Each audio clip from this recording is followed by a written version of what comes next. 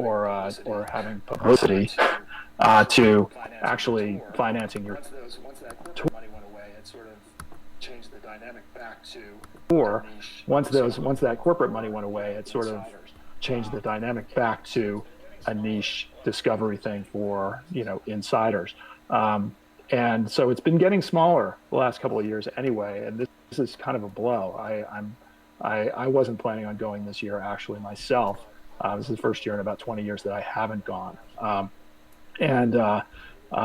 But I would like to know that it's there and like to have the option to go there.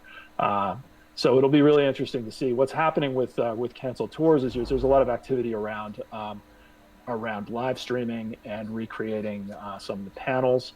I've got some friends who are working on that. But mostly I think it's just been really disruptive because it came down so fast, and because the disruption of the coronavirus is so great.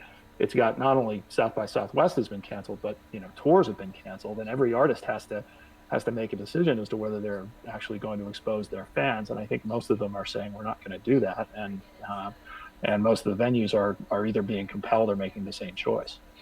Yeah, and before I get into, some things they can do, I was looking at the South by Southwest website, and there still is a lot of bands and singer-songwriters and artists that go there. And a lot of them are looking for support. They're looking for, a label. They're looking to be signed. They're looking for marketing help. And, I think in this day and age, people always think like, oh, you don't need the record labels, but a lot of them seem to really help from a marketing standpoint. So is there anything that when a record label is looking for a new artist to sign or to help, like what type of things are they looking for? Are they looking for audience numbers? Are they looking for a particular sound? What type of things would you say that a label is looking for to sign? Well, it depends on the label, but I mean, if you're talking about a major label, generally what they're looking at is streaming numbers and social followings, and the ability for somebody to command a large online following and turn that into streaming listens. On the smaller level, indie labels will be looking for artists who can draw crowds live, and can, and they figure if you're drawing a certain number of people live, you're going to be able to convert those into streams in a greater number, and will tune in. It really depends on the level. It depends a lot on the genre too. The one thing that is, I think, pretty common across all A&R is that you have to have some sort of following, and this is why South by Southwest can still be important, and why any kind of touring can still be important. You have to drive streams. You have to show some presence in the marketplace. But touring used to be the promotional activity, and the cash in was on masters, and now that's somewhat inverted, where the streaming and the actual listening of music is not as lucrative as the actual touring. So if you go to South by Southwest, you're probably looking for an agent as much as you're looking for a label. And so, yeah, that brings up a good point. I mean, I know you're talking about streaming, you're talking about building an audience, which, people are not buying albums like they used to. They're not buying CDs or cassettes or whatever. It is about streaming. It is about listening on Spotify, Pandora, various platforms. And so now you are in voice technology. Can you talk a little bit about first what made you have an interest in kind of transitioning into this voice tech space? Yeah, I mean, in a streaming environment where you're listening to all of your music on Spotify, or if you're listening to and you're getting all of your information online, and you're not necessarily listening to radio, and you're not necessarily getting your curation from traditional sources, the issue or the problem that I saw when I came out of Pandora about 2 years ago was that contextualizing yourself in a screenless environment where people are walking around just listening to Spotify or just listening to Pandora, where a lot of it is being thrown at you algorithmically. If somebody likes you and they want to know about you, and you're not, they're not looking at a screen. If they're driving, if they're doing the dishes, if they're doing whatever they do when they're listening passively, and they don't have a DJ to say, this is a great band, and they don't have any context, they kind of have to take that into their own hands. And what I found was that the only thing that was happening in voice was if you ask about an artist as opposed to play an artist, the voice the voice experience for playing music is great. You just ask Alexa or ask Google Assistant to play the song that you want to hear. But if they want to know anything about you, both of those systems default to Wikipedia, and which is fine because Wikipedia will tell somebody who you are, but it won't tell you when you're on tour. It won't tell you what the new single is. It won't speak for you. It's very hard to control Wikipedia. So the problem that I set out to solve was, how does an artist contextualize themselves in this screenless environment, in this all voice environment? So those are the problems we threw ourselves at, and it's developed a couple of different solutions. Yeah, and Patrick had a question. Let's just see. He said, how are musicians using voice tech? Awesome discussion so far, lots of valuable expertise. Are labels doing anything with Alexa skills? Or unsigned musicians using Alexa for musicians? Thank you, Patrick, for your question. So if you want to answer some of that, if is anyone doing this right now? I mean, I know that's a lot of what your company does. Maybe you want to talk about what your company Voxali does first, and then answer some of Patrick's questions here. Well, I mean, I can sort of, that's a good framing of what we're doing. So the answer is the way that people have started to engage in voice is through the skills marketplace, and people start, and to their credit, a lot of labels and a lot of artists, when Alexa started to gain traction, and this is almost 4 years ago now, and personally I noticed it when I was at Pandora. Right after Alexa launched, it turned out that Pandora was doing something crazy, like 40% of all Alexa use was people using Pandora, which was in our earnings call that quarter at Pandora, and spoke to a real strength of Pandora, but also a weakness of Amazon, and because Amazon really hadn't geared up their own music service to service voice. And this is, again, 3 years ago. They've done a great job since then of moving forward, although there's still a lot of work to do. So Amazon was encouraging artists to create skills. The problem is there's a bit of a chicken egg problem with skills. One is, a skill is not free. I mean, it actually costs money to invest. And anybody who's investing anything in an artist wants to know how that's going to grow their audience. And the fact that you couldn't really measure that audience in voice very well, the fact that voice is still not a fully adopted behavior among many segments, most notably college students, which is where a lot of music promotion happens. That's sort of the sweet spot for music promotion. There have been a lot of fits and starts, but mostly what happened was that Amazon, the skills and actions were just outside of the main marketing mix and a little expensive for everybody to do. The other thing is, there's no community around if you're an artist and you create your own skill, there's no community function there the way there is in social networks. They're not very shareable, and so what we set out to do at Voxali was to come up with a solution that was easy for artists to engage in, with very, very small investment, mostly investment of time, very little investment of money, and also one that would aggregate a lot of artist information, so that people would know that if they ask VoiceDrop about an artist, that they're going to get the artist's voice. We wanted to make it really, really simple for the artists to do it, and get their people to sign up. And it's still slow going. I mean, there's still a lot of work to be done in terms of creating awareness around even this concept. Once people get on board the concept, they find out how easy it is to update, and how easy it is, how many options they have, and also how magical it is to ask VoiceDrop about an artist and have that artist answer you directly. That's been a lot of fun. So. Yeah, and I think you touched on something that I have talked a lot about in this voice tech space is, people are usually listening to or interacting rather with voice one-on-one. And so you don't see the community, you don't see the interaction, which is really challenging. How do you suggest somebody kind of build a community or build an audience within the music industry, whether that's coming from the artist directly or for a record label that's trying to use it? Well, any music marketer is looking to build habitual or subscription behavior, whether it's on a social, whether it's on an email list, or whatever. I mean, whether it's a website, I think most promotion has migrated to YouTube and socials, primarily Instagram, Facebook for certain artists. And for the last 15 years, I've been hearing that email is dead. But email is still a very effective way to engage people.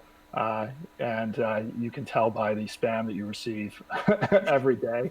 And also the email responds very well.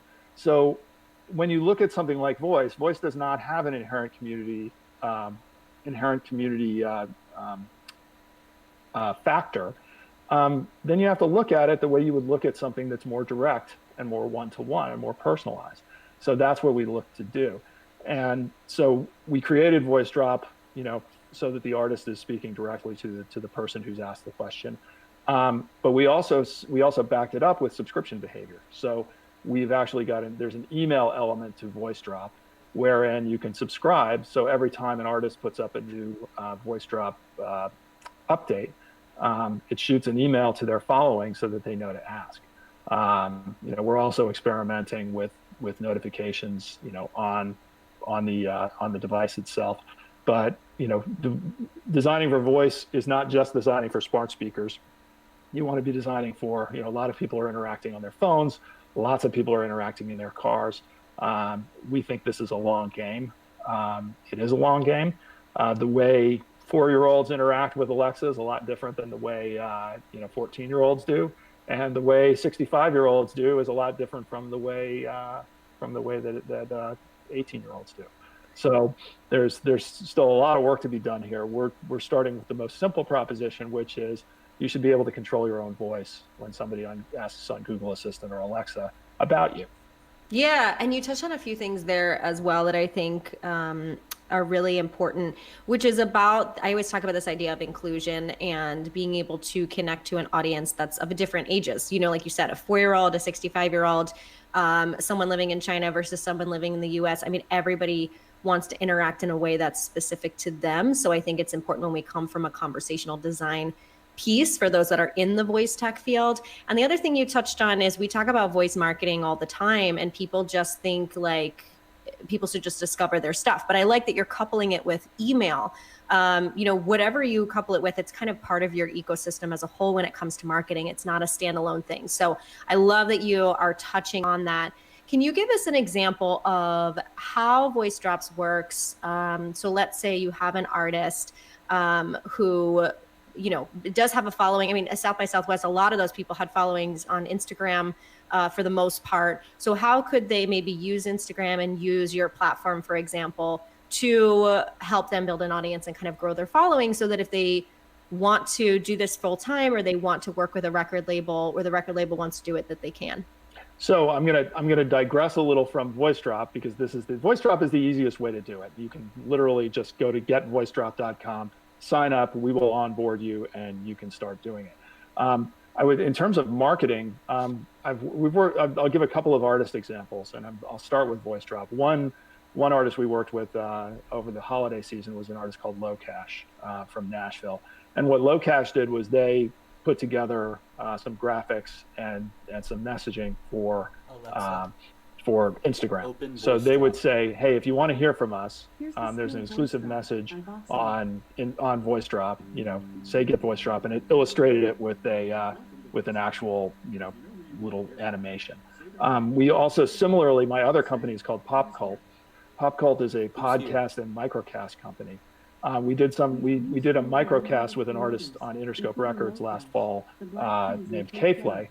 And the beauty of that was what K-Flay did was she integrated her microcast, which is called What Am I Doing Here, into her overall marketing plan. So she was actually posting weekly updates to this microcast with these great animations that told people what to do, told people it was launched exclusively on Amazon Alexa and on Google Assistant. It would tell people to ask Google Assistant, for What Am I Doing Here, or play K-Flay show. So yeah, you have to, in the early going, people don't know to ask, and you have to tell them. The things that we found that work best are Instagram, but it's generally the rule of thumb is whatever is your biggest social is the one that's going to work best. So. And you said microcasting. So when you're talking about microcasting, are you talking about like with the Amazon Alexa and what they're doing with flash briefings? Well, microcasting is more of a short form podcasting, and what another thing that we found over the last year is there's basically voice and audio is that there's a continuum of the stuff that you can control on your own, and the distribution of that audio goes everywhere from voice to podcasting, and podcasting honestly is still where the biggest audiences are.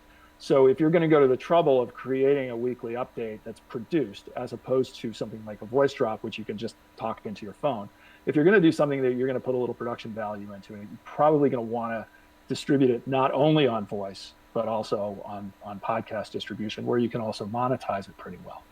That's all developing really quickly as well. Short form audio, I think, is the future in a lot of ways. And I think that every artist and every music marketer should be looking at short form audio as a piece of their marketing mix now, whether it's through podcasting, voice, or preferably both, because the industry in general the industry has this huge opportunity right now to take advantage of this frictionless listening experience that's offered by voice. And the only thing they're using it for is actually to listen to music. What's interesting is that things like podcasting and voice, on a per listen basis, can pay multiples of 5 to 10 times what the music pays, and that's for your promotional stuff. So there's a huge opportunity here. Music industry is very focused on driving streaming numbers. Anything that they do that is not, or let's say the labels are very focused on driving streaming numbers, and most of the music industry managers and everybody else, anything that they do that doesn't directly contribute to that is non-priority. So this is one of the reasons that we have built Voice Drop, and also, Voxely has built Voice Drop and Popcult has built Microcast around driving streaming. Like, that is the goal. The goal is to get more people to listen to music. We're very clear about that, and that's why we built it into both products.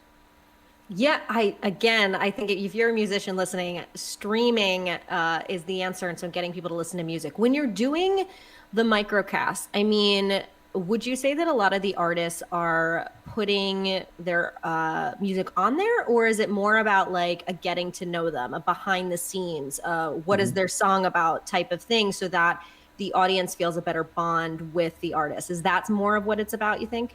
Well, yeah, I mean, the point here still is that the game in music is to get more people listening to you, and the more people who listen to you, the more people will buy tickets, the bigger the overall pot of money is. So and this is again one of the challenges is that most artists are better at singing about themselves than they are talking about themselves. So, a microcast is not for every artist, but the artists that are able to tell a story about themselves, create a mythology, create a community, those are the people who are going to be best at this. It's a decent, it's not a bad way to convey music, but it's really not the point, and it's not fully. Music doesn't monetize directly as well through something like a podcast or a microcast or a voice drop as it does through a Spotify or an Apple Music. And again, the more numbers you aggregate on Spotify or Apple Music, the more people will end up listening to you on those things. There's an old record industry cliche: the more you sell, which is very true. It really is about getting up to a tipping point where the record breaks. And so there's a lot of incentive for everybody, and I agree with it. You want to drive people onto Spotify and Apple Music to actually do the music listening, which is not to say there shouldn't be any music in the podcast at all, in the microcast. But the other thing we found, and this is from developing it, is that you don't necessarily have to have very much music in a podcast or a microcast to make it a good listening experience. And in fact, a good podcast or a good microcast, the music can really turn into an interruption of that experience. As opposed to sort of a pure play music experience. So we're not pushing hard for full length music to be included in microcasts or podcasts. What we're looking for in general is for people to tell the story the best way they can, so that people will want to listen to more of their music. Yeah, I mean, myself as a branding person, I love to hear that. And I think behind the scenes, when I think of artists that do that really well, I mean, Billie Eilish definitely comes to mind in the way she interacts with her audience online. It's very well done, and people feel a connection with these people when they understand their stories. They feel closer to them. They want to listen to their music and go to their events, just as you're saying. I'm curious, you had worked for Pandora. You're thinking about Pandora, Apple Music, Spotify. I don't know if there's any other streamings companies out there I'm missing. But with Spotify now having purchased Gimlet, having focused on so much with the podcasting, do you see Spotify being more of a player within this kind of audio space and streaming, and that, musicians should be focusing there? Or do you kind of think everybody has their own place in a slightly different way? I think really the latter. I mean, just both of those things are true. Spotify is and will continue to become a more important player in the podcast world and in the voice world. Although they're pretty disconnected from voice right now. Amazon and Google are really dominating that, and Apple to a lesser extent. But yeah, I think what's been curious is to see that Spotify and also the music labels have not necessarily doubled down on music content in their podcasting. They've really focused on podcast content, and Pandora to a certain extent. I mean, there's still a bit of a wall between the world of podcasting and the world of music, and that historically goes back to licensing issues. But now, with those things living in the same ecosystem, especially on Spotify, they're a little bit separated in Apple. Those things should be coming together more. The issue you get is that it's not a standardized behavior yet for artists to create this voice material, other than for radio stations, which they've been doing for a million years. But when they create something for a radio station, it's usually a drop that says you're listening to Z104. What they haven't gotten used to doing is, creating essentially the audio version of what they would do on socials or on their websites. And also what, Spotify and Pandora and Amazon Music will start to subsidize this stuff, and they've done some of it. The best music podcast I've heard ever was subsidized by Spotify. It's the Clash Stay Free, which I would encourage anybody to listen to, a gold standard of music podcasting. But they're not going to fund everybody's podcast. They can't. They're focused on the tippy top of the pyramid, and they'll pay a lot of money for that. So, Billie Eilish is going to get big checks written for her to do the stuff that she does. If you're an indie touring act who's playing in front of 100, 150 people, you're going to have to do it yourself. And the beauty of audio is that you can, and it's not as expensive as video. You don't have to glam yourself up. You can do it on the road. We built voice drops so that you can update your voice drops from your phone. And PopCult, the company, the company that does podcasting and microcasting, we've built a distributed infrastructure where we actually give microphones that they, to people. Shure MV88. There you go. Sure, you get your plug. You can plug right into your iPhone. Send us the audio. We cut it. The whole thing is done in home studios, and we have not been disrupted one iota by this whole coronavirus, because everybody in our company is working out of their house already, including our editors. So. Yeah, I agree. It makes a huge difference. I have another one, Ricky, she is on our team, Ricky Speck. She says, I have several friends that have had tours canceled. Any ideas on how to use voice tech right now to help get in front of their audience? So any other suggestions that you have for that? I think voice is a piece in a more general strategy of what you should do if you're an artist who's had your tour canceled. And now I'll put on my managerial hat. And I've spoken to a lot of people in the last couple of weeks about what are they doing now that these tours are canceled. And the best advice that I've heard is you sort of treat this the way farmers used to treat the winter, which is you look at all of the things that you can't do because you're planning your tour and do those things. And one of those things right now is, start to develop your voice assets. Now, you can certainly I'm here to plug getvoicedrop.com, and you should definitely do that and sign up, and we'll get you hooked up. And I also think that microcasting is something you should look into. But I think in more generally speaking, take a step back and think about what would you do in audio? How do you contextualize yourself in audio, and how do you want to set up something that's sustainable? because now that you're not in the hurly burly of the tour, you're not on the road, you're not sleep deprived, driving from place to place, forgetting which city you're in at any given time. It's like, how do you plan out when you come back, when you go back out on tour? How are you going to be talking to people, using voice and audio? And my prescription for myself, where I actually working on that side, would be, set up at least a weekly voice drop, and then think about how do you want to tell the story of your music on an ongoing basis in a more produced fashion, whether that's a microcast that might be 10 minutes a week, whether it's a podcast, whether you're going to team up with other people to create some sort of online scene, which is something we're really interested in, because there are a lot of people who want to do it. We don't get a lot of resistance to people getting into voice. What we get a lot of is, how do I start? What works? And the answer is, we don't know yet. We're still building audience from the ground up. Voice has not had its one runaway hit, and it took, I don't think it's going to take as long as it took for podcasting to come to Serial, which was something like 10 years. But, experiment, but use the cheapest tools you can. And we're trying to build those tools, pretty cheaply. So what I'm asking people to do, and what, our big win at Voxely and Voice Drop, is somebody coming up with a use for our thing that we didn't think of. And I know that's going to happen.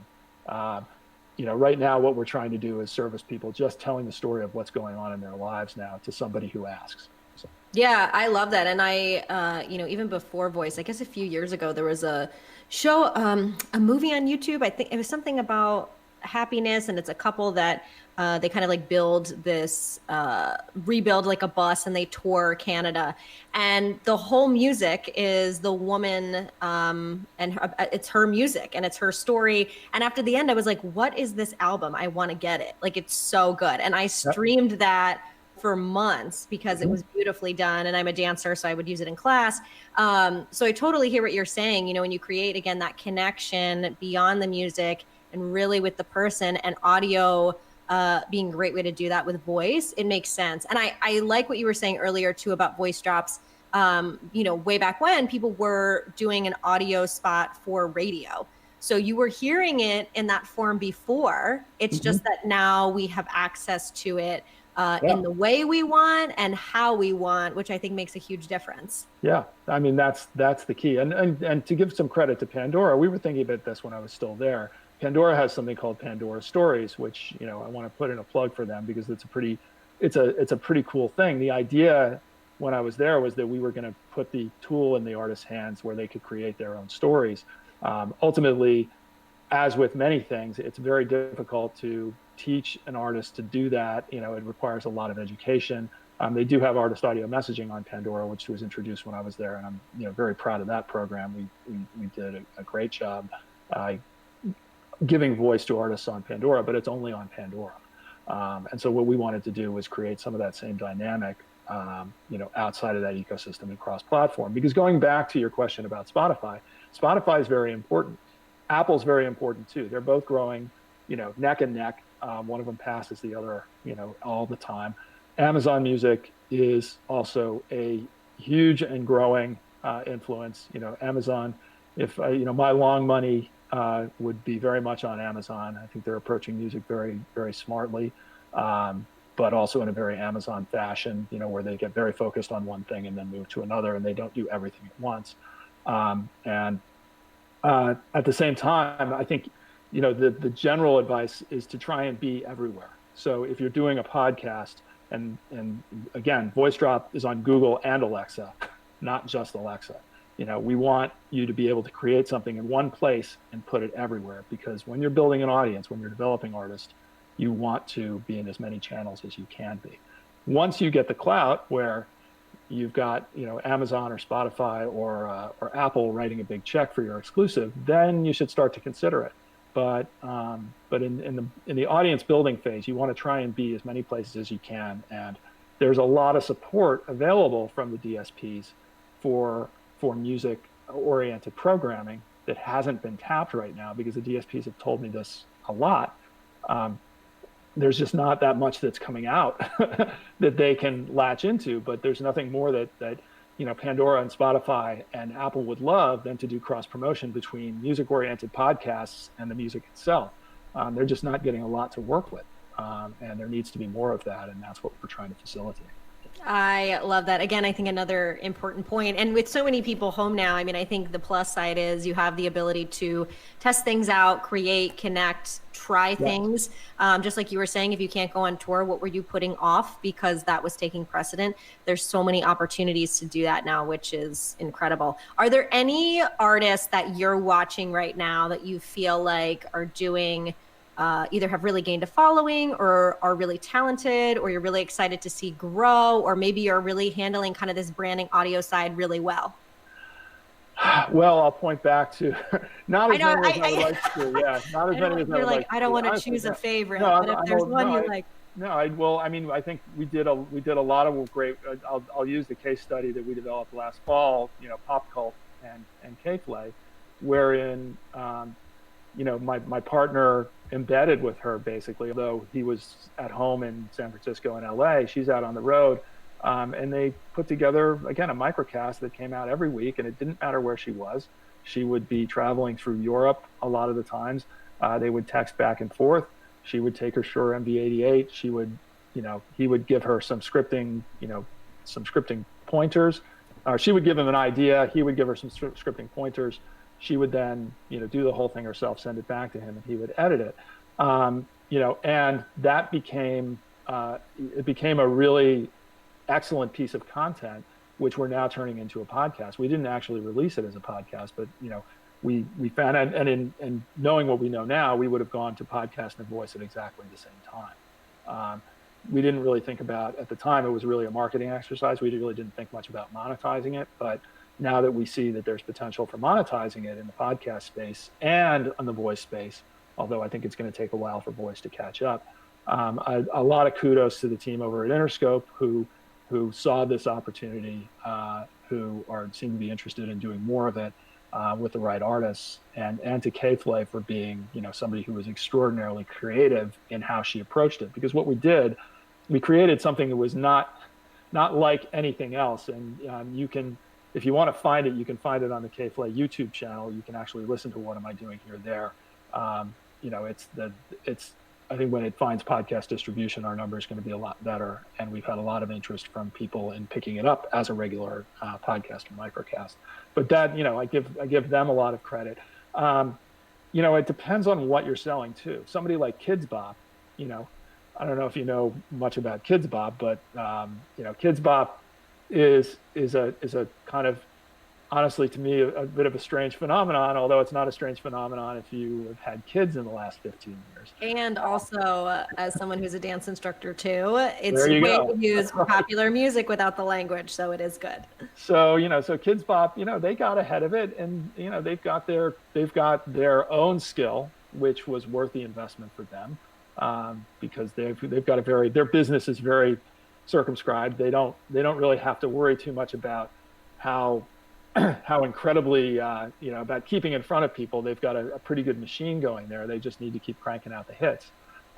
However, they understood that a 4-year-old is growing up in a voice environment where there's never been no Alexa, and they don't want to, a 4-year-old doesn't want to even bother to type something in if they can, but a 4-year-old can ask Alexa for Kidz Bop and off they go.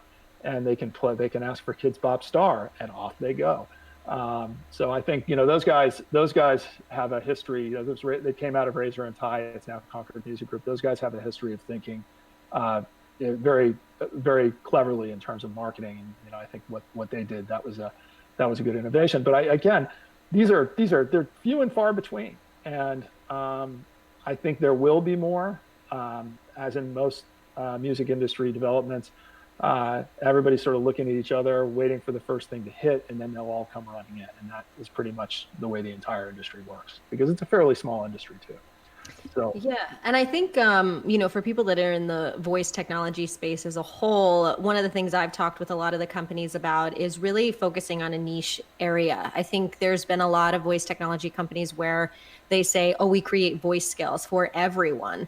And that's no longer a new thing. Like when 10 companies are saying the same thing, it's hard to differentiate who does what. But with your company really talking about we focus on the music industry and artists, that makes you guys the go-to for that. And I think that that's really wonderful that you've done that. Obviously, you have the experience, so do your other co-founders.